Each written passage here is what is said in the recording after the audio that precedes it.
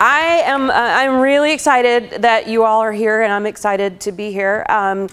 This is just a really important topic and something that I think you'll be surprised to learn about, even you guys who think you might know everything there is to know about this stuff. I think you'll learn something from this. So just by way of background, I'm a pediatrician by training. My practice used to be literally down the road in Cool Springs for about 17 years. And 2 years ago next week, I went to the State Department of Health, where I am now Deputy Medical Director for the Division of Family Health and Wellness there. And so I cover a bunch of different areas, but tobacco prevention is one of those, and one that I'm particularly passionate about. I've lived in Williamson County for almost 20 years. I have teenagers that are at Page High School, and they probably love that I'm doing this little tour around the high schools and letting everyone know that they're my kids.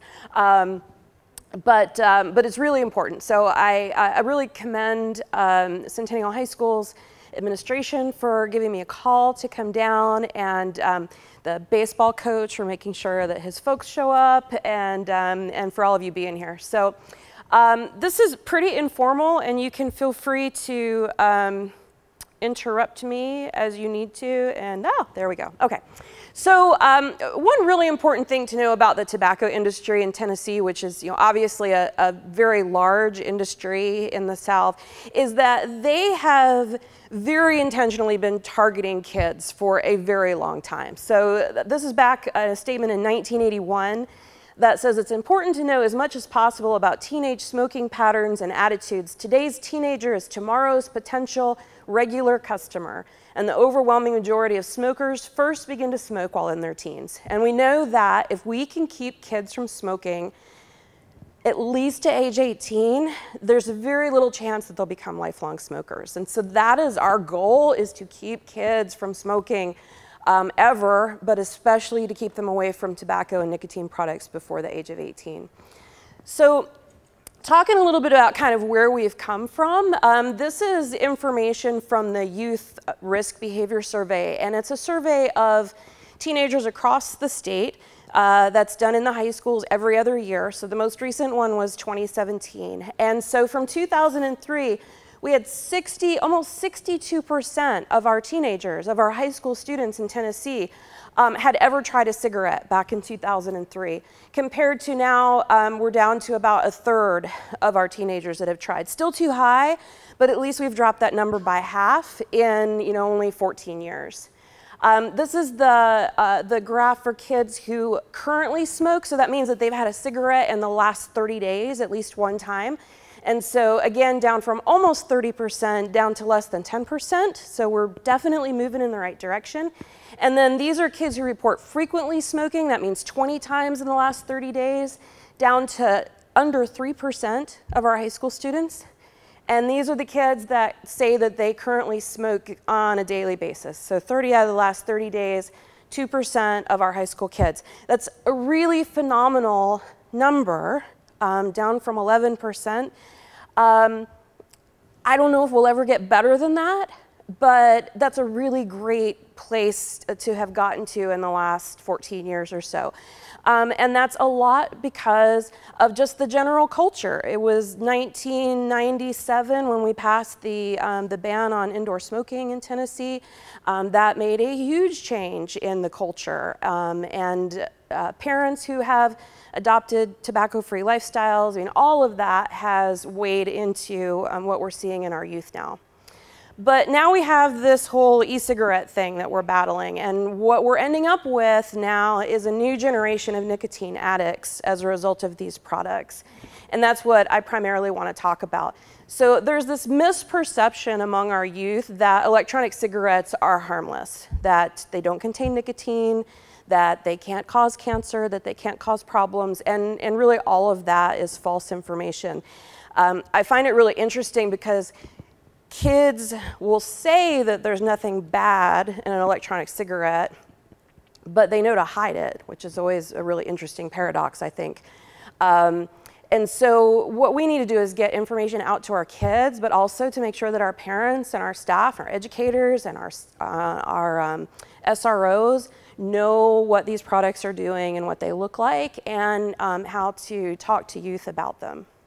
Oops.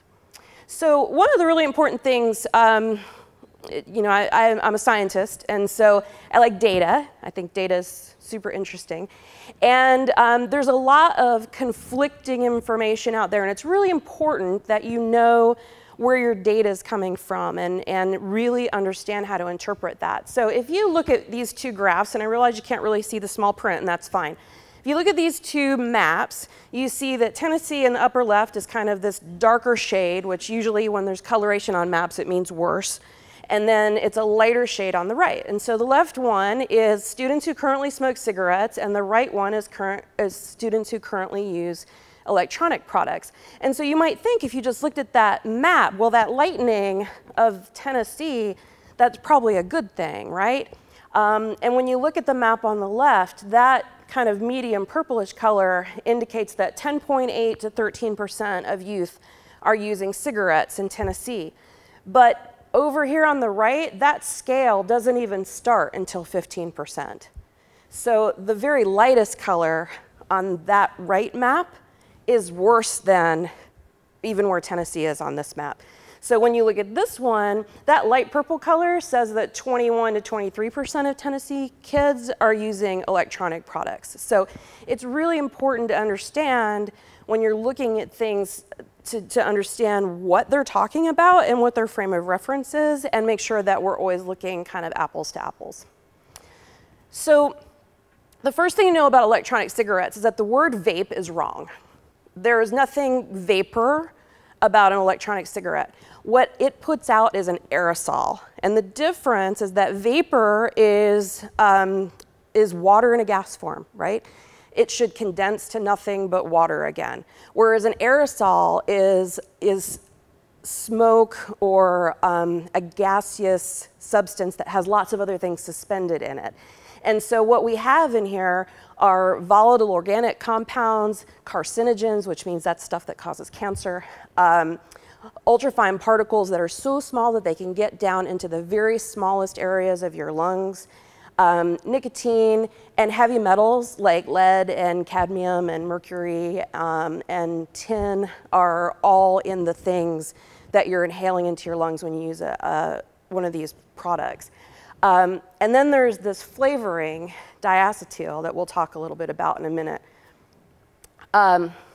So I don't know if you've ever heard of the term popcorn lung, but what happened was that there was a microwave popcorn factory, and the workers there were exposed to aerosolized diacetyl, which is the substance that they put in microwave popcorn to make it taste good.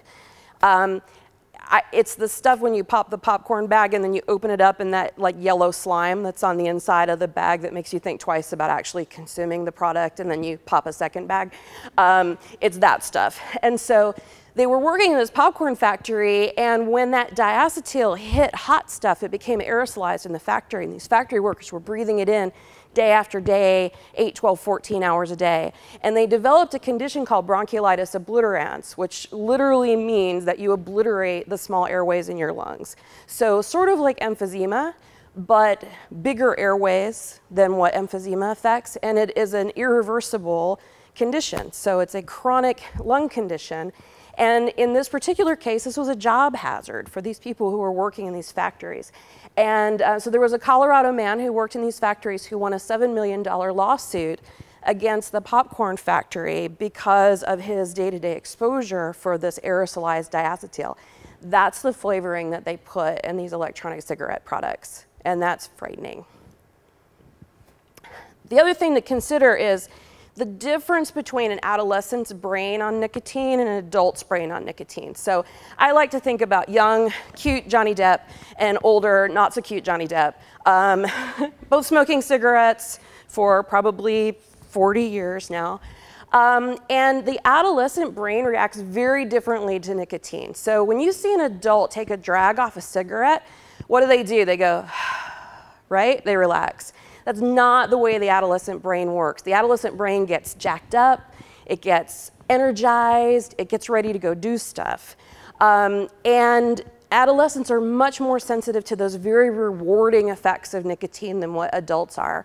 But they're less likely to feel the negative things that nicotine causes in the brain.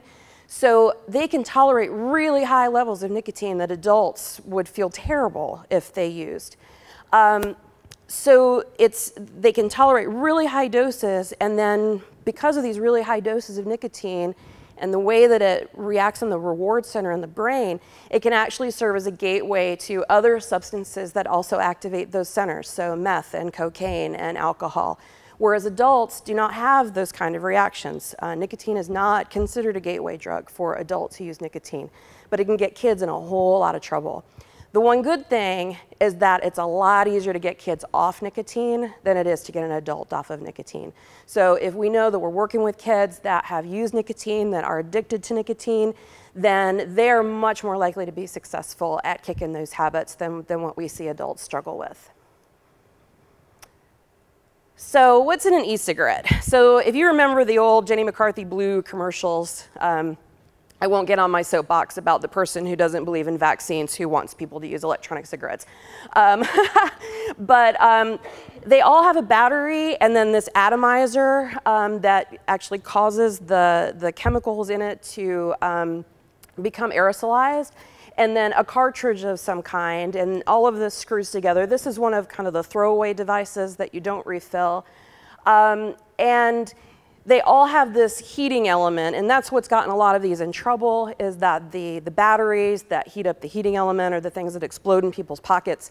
We don't hear about that on the news right now because there's lots of other stuff to talk about on the news, but that still happens with some frequency. And they can come in all different types of styles. Some of them look very much like a cigarette, some of them look really nothing like a cigarette. And then those, the ones over there on the right are the tank systems where you go into the vape shop and pick one of the creme brulee or Butterfinger flavors off the wall and then put your nicotine juice into one of these tank type devices. So where we've come with tobacco is back in the 70s, people finally realized that tobacco was causing a lot of people to die. And it is still the #1 preventable cause of death in both Tennessee and in the United States, tobacco use. And so in 1971, Congress finally got smart and said, okay, we should probably stop advertising this on TV. So they finally stopped doing that. And then in the 80s, they stopped advertising smokeless tobacco or spit tobacco products. And then in 1998, they had this thing called the Master Settlement Agreement. And this is fascinating. So the tobacco companies came to states and they said, we will give you a whole bunch of money for a really long time if you promise not to sue us because people die from tobacco. And so a lot of the states said, okay, that sounds good. And Tennessee was one of them. And so Tennessee, since 1998, has received $3 trillion with a T dollars from the tobacco companies in this Master Settlement Agreement. $3 trillion. That money usually comes back into the state's general budget and is used to balance the state budget.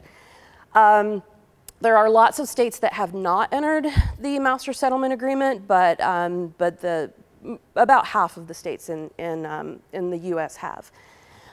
So that started in 1998. And then in 2006, people finally realized that there's really no such thing as light and low tar cigarettes, so those were banned. And then in 2009, there was a ban on flavors except for menthol. And that menthol thing is a whole nother long and winding and awful story. Menthol is the flavor that is very much preferred in the African American population, so it's very interesting that we banned all the flavors except for the one that our African American population tends to use, and that flavor is still very much alive and well in cigarettes. If you want to learn more about that, there's a really awesome documentary called Black Lungs, Black Lives, done by a young documentarian named Lincoln Monday, who worked for the Truth Initiative, which is that anti-tobacco campaign that does all the really edgy commercials on TV.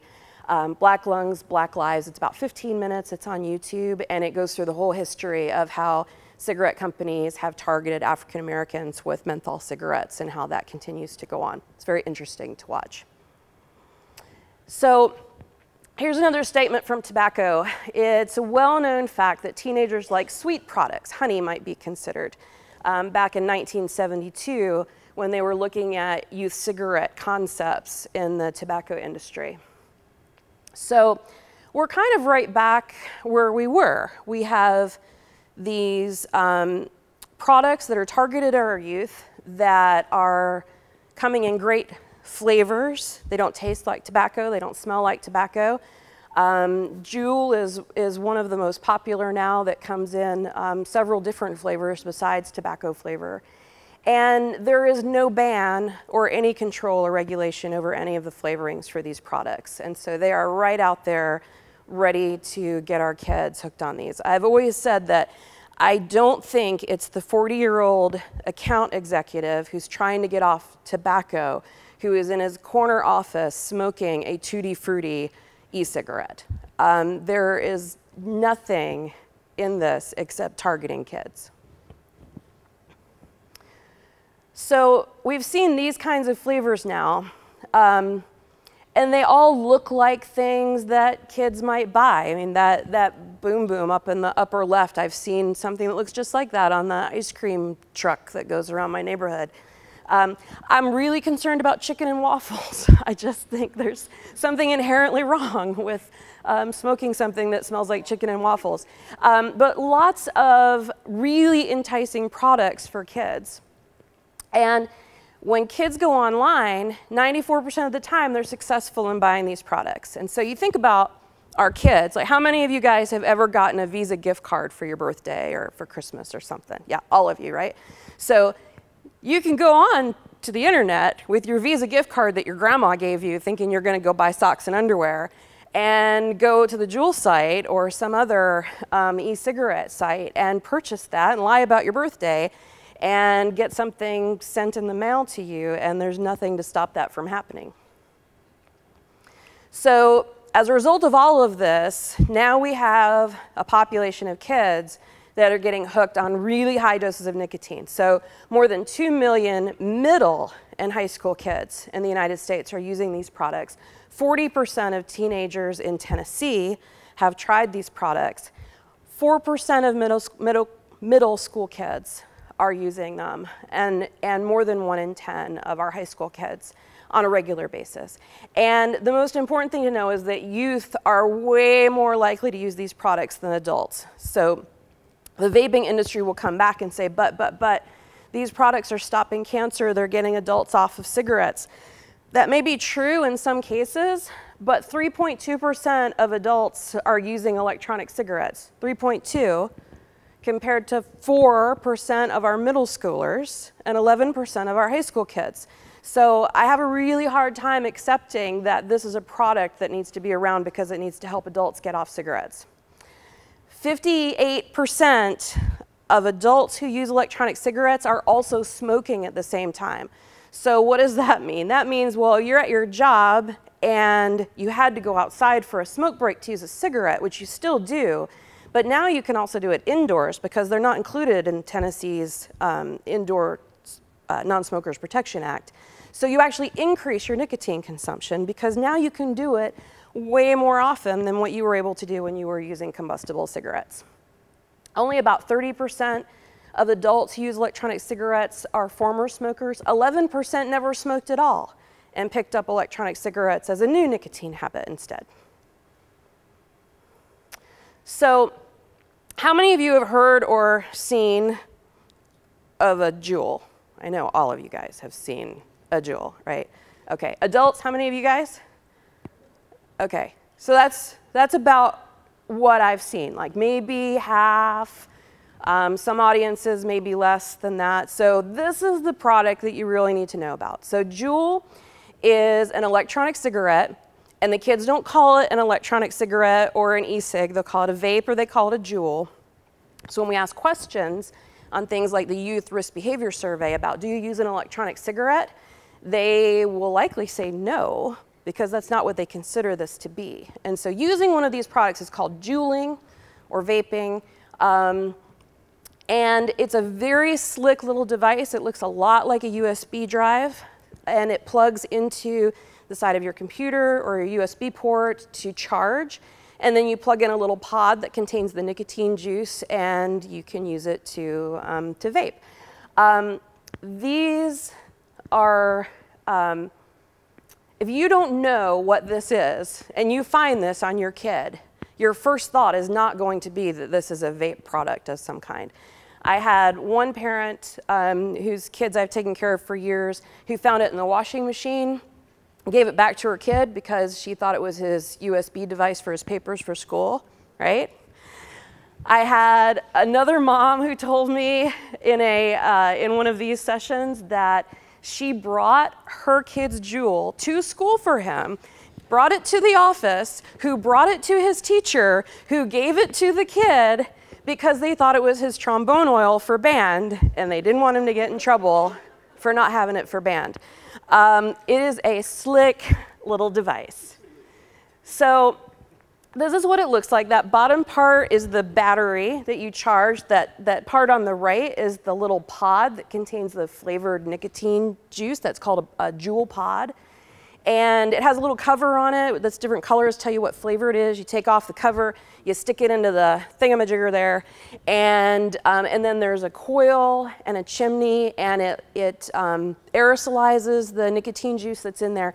And these put out very little vapor, or very little aerosol. So, you know, you've all been behind a car with the windows down where you can tell someone's vaping because you get the cloud that comes out, right? Like no cigarette has ever done the cloud that you see with a Juul or with a vape device. These put out very little aerosol. So kids can actually do this in class and not get caught. You guys are laughing so hard, it concerns me. They can do it in class and not get caught. They make t-shirts where there's a little pocket right here where you can stick your Juul and just lean down and take a hit off of it and then exhale into your shirt so that it doesn't come out. Girls put it in their bra, right guys? Put it in their bra right here so that they can lean down in class and take a hit off of it. And if you walk by and it's like, what is that berry flavor? Oh, that's my hand sanitizer that I just used.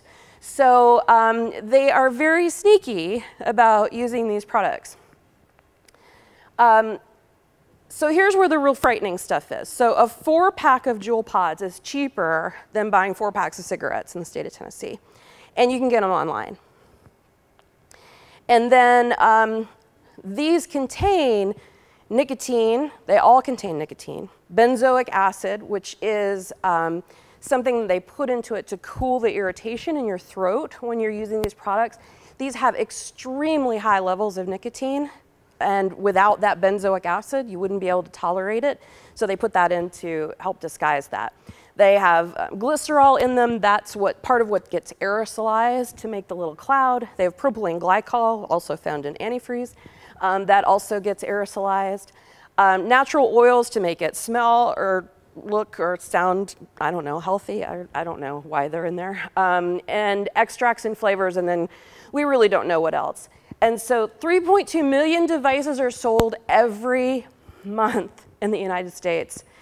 And they are over 70% of the electronic cigarette market. That's so frightening because I made this slide initially about 6 months ago, and they were 30% of the market. Now we're over 70% of the market. And they've had a 641% sales increase in 1 year.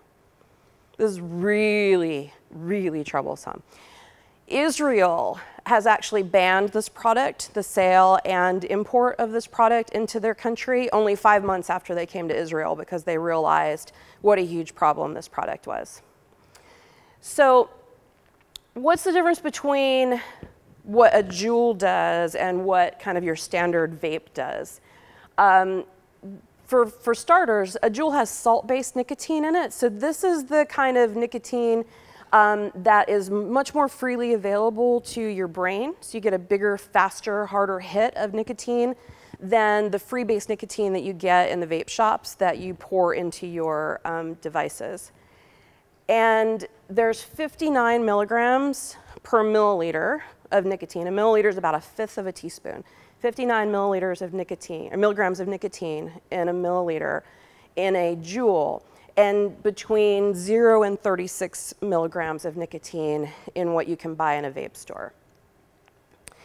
And so this is a graph that actually Pax Labs, who makes Juul, put out to promote their product. And if you look at that very bottom little blue curve, that is the amount of nicotine over time that gets into your bloodstream when you use a traditional vape device. And then the yellow line that peaks really high, that's the amount of nicotine that gets into your bloodstream when you use a cigarette, a combusted cigarette. And the purple line is what you get from a Juul. So you can see that our kids are using a device that has given them this huge hit of nicotine within about 5 to 6 seconds of using it for the first time. And compared to what the adults who are using vape devices are getting, this is miles away as far as dose. They also do this really cool thing where they talk about the strength on their packaging. So they say that Juul has 5% strength, which is a completely meaningless statistic. I mean, 5% strength of what? What that means is that it's 59 milligrams per milliliter. It just sounds pretty harmless if it only has 5% on the packaging. And so 59 milligrams per milliliter is equal to a pack of cigarettes. So one Juul device, one Juul pod, which has about 200 puffs in it, is the same as smoking an entire pack of cigarettes. And so we can very, very easily get kids on a pack or 2 pack a day habit from using one of these devices. They taste good, they're easy, they make you feel really good when you're using them, and then you're hooked, and that's it. So we've got kids not only having very high levels of nicotine addiction, but also taking in massive quantities of all those other things that are suspended in this aerosol that they're inhaling that's really not meant to be inhaled into anyone's lungs. So some people wonder about, well, what happens if I just use an e-cigarette or a Juul around someone else? So we have the same problems with secondhand and third-hand exposure with electronic products that we do with cigarettes. In fact, they did a really interesting study where they went into a bar that didn't allow combusted cigarettes, but they allowed vape devices. And they let everybody use their vape, and in the morning they went back into the bar and they wiped down all the surfaces, and they were covered in carcinogens, cancer-causing materials, heavy metals, lead, cadmium, and lots of things that you know, if you think about, okay, I did this in my house and now I have my grandchild or my little sister or my baby crawling around on those surfaces, that's what those kids are absorbing then through their skin, or when they put their hands on a surface and put their hands in their mouth, that's what we're exposing them to. So they're not harmless even in secondhand or third-hand kind of situations. And then we have all of these nicotine poisonings because this stuff smells good and it looks good and it's packaged like candy, and so little kids are curious and they go into their parents' purse or get something out of the glove box in their car and they drink them. And a teaspoon of one of these products can kill a toddler. A teaspoon. That's pretty amazing. When you think about, that would be the equivalent of that child ingesting 4 packs of cigarettes if they ingested a teaspoon of liquid nicotine from one of these bottles. So just between January of last year and September 30th, there were almost 1,800 poisonings in the United States of small children because of ingestion of nicotine products.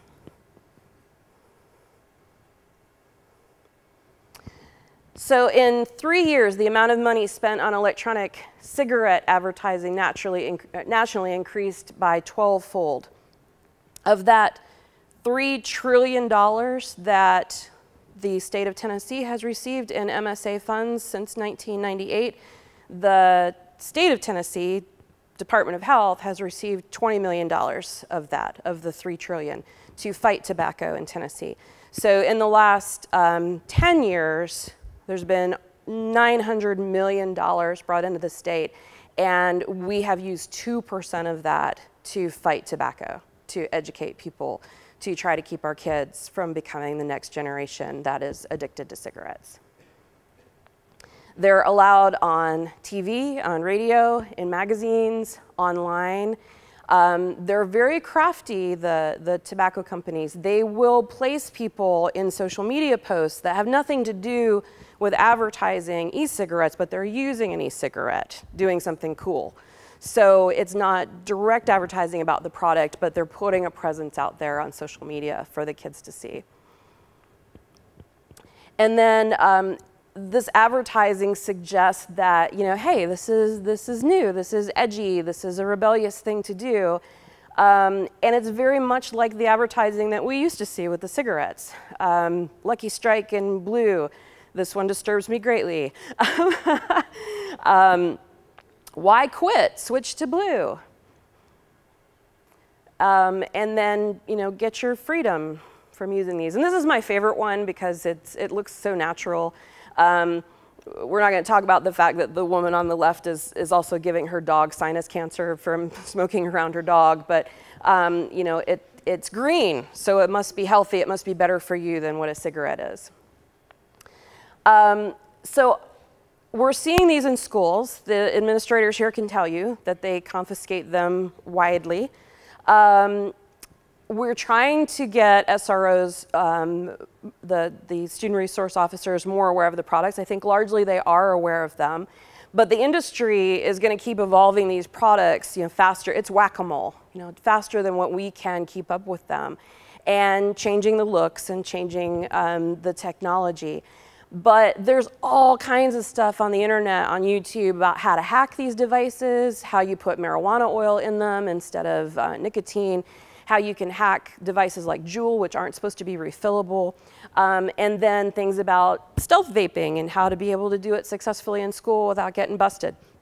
My daughter, who is a senior at Page, comes home with some regularity to tell me how she walked into a bathroom and walked into a whole bunch of girls who were in the bathroom vaping. We hear about it all the time. And you know, there's no detectors. There's no way, unless you're going to put someone full-time in a bathroom to police that, to be able to work on that. So it's something we've got to be doing with awareness and talking about at home. Just a couple words about e-Hookah. If you know anything about hookah, that is when tobacco is bubbled up through water, and usually done in like a long session where everybody has a mouthpiece. And so we now have electronic hookah that does the same thing. We bubble up nicotine juice, and some of these devices are pretty cool looking. I would be intrigued if I saw one of these and want to know what that was. A typical cigarette you will inhale for 5 to 7 minutes, and that will give you something like 40 to 75 milliliters of smoke. But if you go do a session of hookah, that's usually for an hour. And if you do an hour session of hookah, that's equivalent to smoking 100 cigarettes at one time. 5 packs in an hour of hookah. And then there's this loveliness, which is herpes, because when people do hookah, they oftentimes will pass their mouthpiece from person to person. And since about 80% of us have been infected with herpes simplex 1, that's something that gets passed. If you're sharing your vape, you can pass herpes 2, and that unfortunately is a gift that keeps on giving because we don't have a cure or a way to prevent herpes from spreading. There are also potentially other diseases that can be spread. You know, teenagers tend to come against mono at some point. Anything that we're passing from one person's mouth to another, this is a device, as are the electronic cigarettes, to get that passed along. So electronic cigarettes don't mean less smoking. What they mean is that adults who are smoking and trying to quit with electronic cigarettes are more likely to just use more nicotine. And there have been some really good large studies now to show that if a kid has tried an electronic cigarette one time, they're at a significantly higher risk of becoming cigarette smokers within a year. If they've only smoked an electronic cigarette one time, they're at significantly higher risk of becoming combustible cigarette smokers within a year. To date, there is no scientific evidence that electronic cigarettes help people stop smoking. We wish they did. We really wish they did. They're not regulated. there just isn't anything to show that it helps. There's anecdotes galore. There's anecdotes about lots of things. I have anecdotes about how every time I wash my car, it rains. That doesn't mean that washing my car causes it to rain. There will be people who tell you that they stopped smoking because they used electronic cigarettes. There's no evidence to support that at all. And one study showed that 89% of electronic cigarette users are still using them a year later. So again, speaks to it's not less smoking, it's more nicotine. So this is back to the Youth Risk Behavior Survey. So this was the one 2015 and then 2017, which is the most recent. And so about 40% of high school students have ever used an electronic cigarette product. And we would expect that number to be about the same, right? Because you can't undo ever using. So it's going to take a while for this number to get better. This is the percent of kids who say that they currently use an electronic cigarette product. So that's in the last 30 days. And so that went from 21.7% to 11.5%. And initially we got really excited. Oh, that's awesome. What is this? Because we hear that kids are using these all the time. So how is it possible that the kids are using them half as often as they were 2 years ago? And the problem is we're not asking the right question. So when we ask kids, if you use an electronic vapor product, they're gonna say no because they think e-cig, right? And we even define it down here for them. It means electronic cigarettes, e-cigars, e-pipes, vape pipes, vaping pens, e-hookahs, and hookah pens, such as Blue and Joy, Views, Mark 10, Logic, Vaping Plus, Ego, and Halo. But we don't say Juul. And Juul is juuling, not necessarily using an electronic vapor product. So we're asking the wrong question. So right now we have a mini version of this survey that's going out. You probably won't see it here at Centennial High School. It's in some other counties. We're surveying 79 middle schools and probably an equal number of high schools across the state, and putting in a specific question in addition to this one that says, have you ever used a Juul, and are you still using a Juul? And we should be getting that information hopefully in the next few weeks. So like I said, it's whack-a-mole. So how many of you have ever heard of IQOS? Nobody. So IQOS is a Philip Morris product. They've tried to get this accepted into the United States for distribution. And this is a heat not burn product. So what this is a flashy little retro flip phone kind of looking gadget with a tobacco stick. And it doesn't light it on fire, it heats it up just enough to cause there to be a puff of smoke that you inhale off of it. And these are all over Japan and Europe. They were invented in Japan. They're all over the place there. FDA just released a study that showed that these are worse than JUULS as far as what you're inhaling when you use these products. So far, they're not here in the States. That doesn't mean Philip Morris isn't going to continue to try to get them here. But for right now, they have not been able to prove that there's a reason to have these on the market in the United States. The really frightening thing about this is that this product has a little microchip in it. So when you use an IQOS device, it knows how often you puff, how long you drag, when you did it, how long between the times that you puffed, so that Philip Morris can fine-tune this product to get maximal addiction out of you guys. That's really scary Big Brother kind of targeting for our kids. Okay, so a little shameless self-promotion. So each year we have what's called the TNSTRONG, which is Tennessee Stop Tobacco and Revolutionize Our New Generation. This is our youth-led anti-tobacco movement that was started in 2016. The kids picked the name. I think it's pretty cool. And we had a summit in Chattanooga this past June for 3 days where we brought about 500 kids together, and we talked about how to go talk to your legislators and how to do 24/7 tobacco in your school campuses. For those, there are schools that don't have 24/7 tobacco-free campuses in Tennessee. How to talk to your parents, how to talk to your parents if they have investments in tobacco companies. how to talk to your friends who are using products and to get really real about what these products are doing to their generation to make their futures less successful than they should be. We'll be doing that again next June. We will pay the way for your kids to come. We'll put them up in a hotel for a couple of nights. They can come hang out with several hundred of their peers. And we really had a fantastic time last year. It was in Chattanooga. This year we're going back and forth between Murfreesboro and Chattanooga. Haven't decided yet. But be looking for announcements about this. We'll make sure that we share that with the Centennial High School administration when we settle on that. And then I'm very excited that we have a new statewide anti-tobacco campaign featuring our TNSTRONG youth that will launch probably next summer. It's going to be amazing, and this Saturday we're actually shooting our own TNSTRONG youth that will be plastered on billboards across Tennessee and on the sides of buses, and really cool stuff. Helping kids understand that it is way cooler to be tobacco free than it is to use those products. Awesome. All right. Thank you, everybody.